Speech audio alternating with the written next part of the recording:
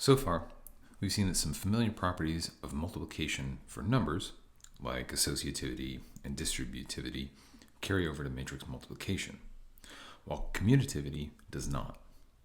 In this video, we're going to explore some other pathologies that arise in matrix multiplication. So for the first example, recall that when we were searching for a matrix that behaves like the number 1, we started by solving a matrix equation IA is equal to A for the matrix I. So let's try a similar exercise. So we're going to take the matrix A, whose columns are U1, U2, and V1, V2, and the matrix B, whose columns are 1, 2, and 2, 4. And we're going to try to solve the equation AB is equal to B. So just like before, we're going to multiply A and B together. We get a matrix, U1 plus 2V1, U2 plus 2V2, 2U1 plus 4V1, 2U2 plus 4V2. If we set that equal to B, then we'll get a system of 4 equations in the 4 unknowns U1, U2, V1, V2. As before, we can express this system as an augmented matrix. We can subtract twice the first row from the second row, and we can subtract twice the third row from the fourth row. Next, we can interchange rows 2 and 3, and this gives us 2 equations. Solving each of these equations for the u's in terms of the v's gives us a way to parametrize our matrices A by a vector.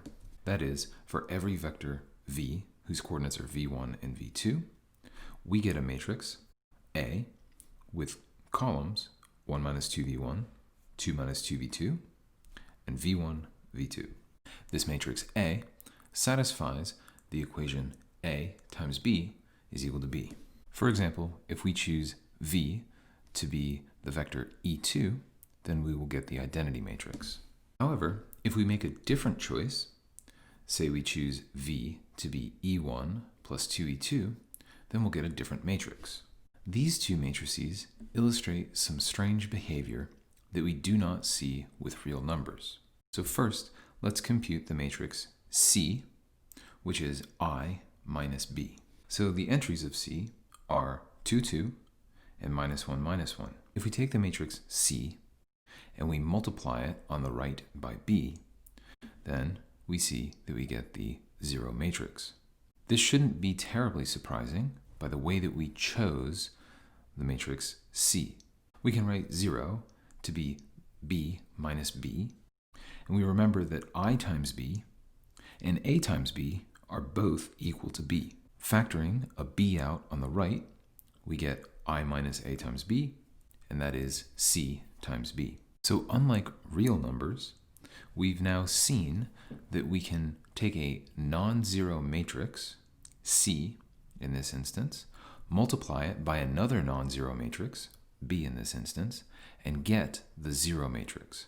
We call a pair of matrices that satisfy this property zero divisors. Now, this notion, which does not exist for real numbers, also introduces some other strange behavior. For example, consider the matrix A with columns 1 minus 2 and 2, 4.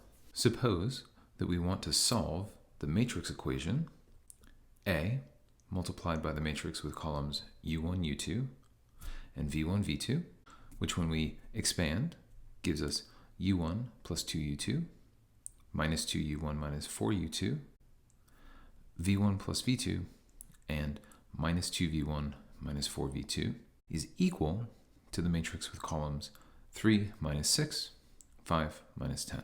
As before, the equality gives us a 4 by 4 linear system.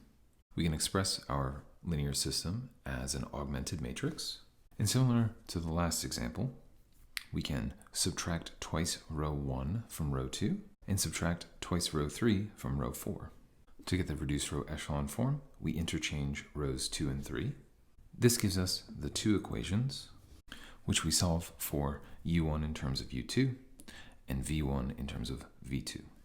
So this tells us that we get a family of matrices parametrized by U2 and V2.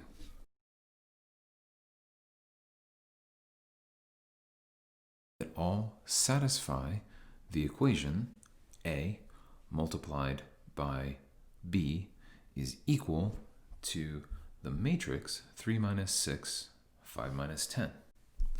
Now, if we make two different choices for our parameters, U1 and U2, then we'll get two distinct matrices. Say we choose the parameters 1 and 2, and then flip those to 2 and 1.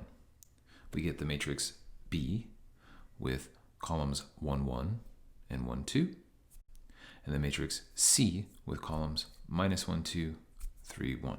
So now we can see these two matrices are definitely not the same, but they share the property that A times B and A times C are both equal to 3 minus 6, 5 minus 10. This tells us that the cancellation, which is the statement, if A times B is equal to A times C, then B equals C, is in fact false for matrix multiplication. So we note that when B is not equal to C and AB is equal to AC, then A and B minus C are always zero divisors, because we can write AB is equal to AC, subtract AC from both sides to get AB minus AC is equal to 0, factor A out on the left, and we get A times B minus C is 0. And we know, because B is not equal to C, that B minus C is a non-zero matrix. This idea will become important when we start talking about span and linear independence. In that case, we'll actually be able to devise a condition on the matrix A when cancellation might actually hold.